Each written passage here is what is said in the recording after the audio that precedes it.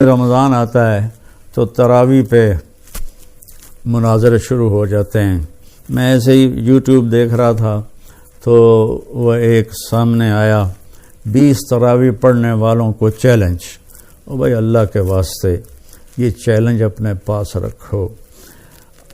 حضرت عمر رضی اللہ تعالیٰ عنہ نے 8 تراویح کا بھی حکم دیا ہے، صحیح حدیث ہے، اور آپ نے 20 تراویح کا 3 وتر کے ساتھ حکم دیا ہے، صحیح حدیث ہے۔ کوئی اس پہ عمل کر لیتا ہے، کوئی اس پہ عمل کر لیتا ہے، دونوں ٹھیک ہیں۔ باقی یہ نوافل ہیں، کوئی 20 پڑھو 40 پڑھو، اہل مدینہ 40 پڑھتے تھے۔ یہ تراویح کا لفظ کہاں سے آیا کہ اہل مکہ 4 رکعت پڑھتے تھے پھر ایک طواف کرتے تھے۔ ترویح کہتے ہیں تھوڑی دیر کے آرام کو، پھر 4 رکعت پڑھ کے اور ایک طواف کرتے تھے، تو اس طرح ان کو تھوڑا آرام بھی ہو جاتا تھا، پھر آگے شروع ہو جاتے تھے۔ مدینے والوں کو پتہ چلا کہ مکے والے تو ہر 4 تراویح کے بعد طواف کرتے ہیں، تو ہم کیا کریں؟ انہوں نے 40 رکعت پڑھنی شروع کر دی۔ تو اس پہ لوگوں کو تشویش میں نہ ڈالیں۔ جو 20 پڑھ رہا ہے وہ بھی ٹھیک کر رہا ہے، جو 8 پڑھ رہا ہے وہ بھی ٹھیک کر رہا ہے، کوئی 40 پڑھ رہا ہے وہ بھی ٹھیک کر رہا ہے۔ یہ قیام اللیل ہے، اللہ تعالیٰ کے نبی نے 3 دن صرف کیا، اس کے بعد نہیں کیا، اور ہم تو سب پورا مہینہ کرتے ہیں۔ اس کو حضرت عمر رضی اللہ تعالیٰ عنہ نے جاری فرمایا، اور دونوں صحیح روایات ہیں، 8 کی بھی 3 رکعت 11، اور 20 کی بھی اور 3 رکعت وتر۔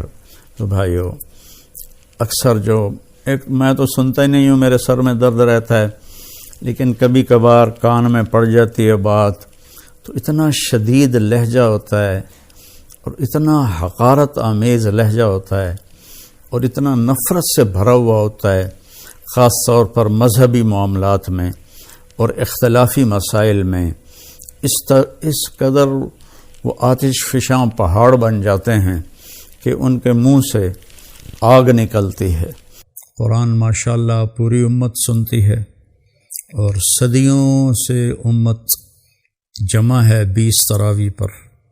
حضرت عمر کے زمانے سے لے کر آج تک امت کا بہت بڑا طبقہ 20 تراویح پڑھ رہا ہے۔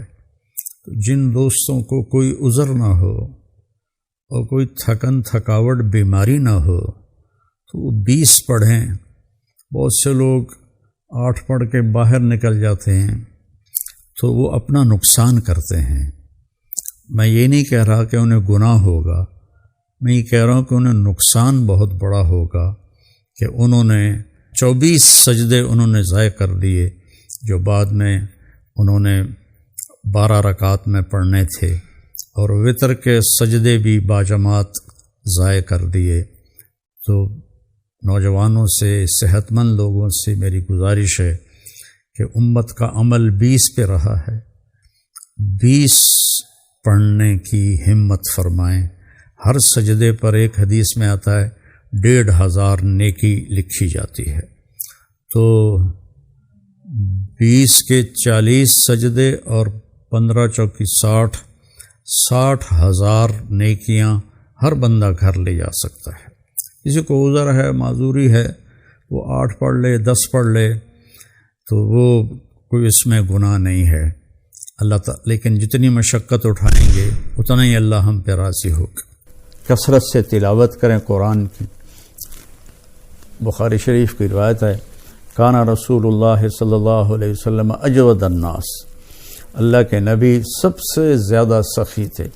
وَأَجْوَدُ مَا يَكُونُ فِي رَمَضَانَ حِينَ يَلْقَاهُ جِبْرِيلُ يَأْتِيهِ كُلَّ لَيْلَةٍ فَيُدَارِسُهُ الْقُرْآنَ، اور رمضان میں آپ بہت زیادہ سخی ہو جاتے تھے جب جبریل آتے تھے۔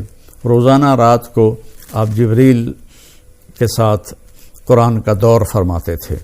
تو یہ واحد نبی ہیں جن کے پاس اتنی کثرت سے جبریل تشریف لائے، ہر رات تشریف لاتے تھے۔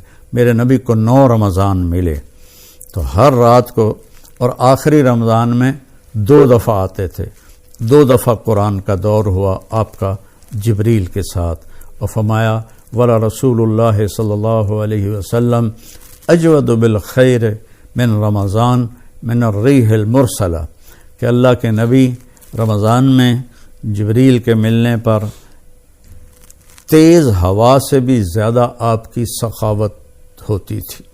تو میں مالداروں سے کہتا ہوں سخی بنیں، صرف زکوٰۃ دے کے مطمئن نہ ہوں، زکوٰۃ سے اوپر بھی خرچ کریں، اللہ آپ کا رزق بڑھائے گا۔ اللہ مجھے آپ کو توفیق نصیب فرمائے۔ السلام علیکم ورحمۃ اللہ وبرکاتہ۔